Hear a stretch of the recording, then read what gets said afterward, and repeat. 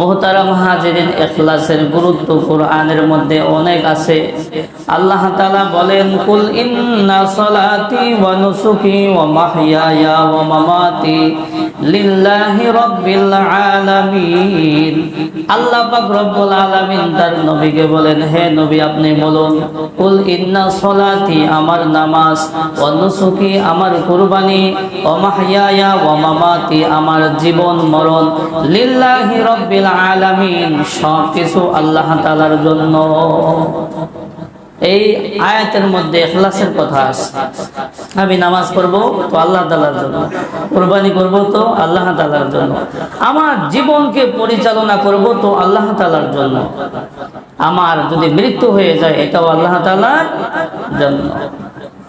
ওয়ামা উমিরু ইল্লা লিয়াবুদুল্লাহা মুখলিসিনা লাহুদ্দিন।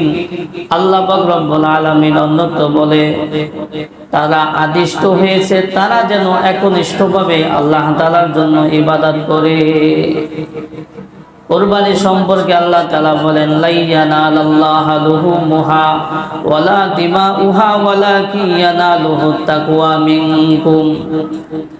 কুরবানি সম্পর্কে আল্লাহ তাআলা বলছে যে কুরবানির রক্ত মাংস এগুলো কিছুই কি আল্লাহ তাআলার কাছে পৌঁছে না, তবে কি পৌঁছে? বান্দার তাকওয়া, অন্তরের মধ্যে কি আছে, এটা কি আল্লাহ তাআলার জন্য করা হইল না গোশত খাওয়ার জন্য করা হইল, বুঝা যাচ্ছে?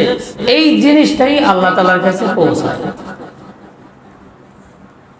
আল্লাহ তাআলা অন্যত্র বলেন, কুল ইন তুকফু মা ফি সুদুরিকুম আও তুবদুহু ইয়ালামুল্লাহ। তোমরা তোমাদের ভিতরে অন্তরে যা কিছু লুকায় রাখছো এবং যা কিছু প্রকাশ করতেছো সব কিন্তু আল্লাহ তাআলা জানেন। অতএব আল্লাহ যেহেতু সব জানেন, এখানে অন্য কোনো উদ্দেশ্য রাখা ঠিক হবে না। আমি মানুষকে বুঝাইতে পারবো, ঠিক না, অনেক সিস্টেমে বুঝাইতে পারবো, কিন্তু ওদেরকে কি ফাঁকি দেওয়া যাবে? ফাঁকি দেওয়া যাবে না। আল্লাহ সুস্পষ্ট বলছেন যে তোমরা যা গোপন করো এবং যা প্রকাশ করো সব কিছু কিন্তু আল্লাহ তাআলা জানেন।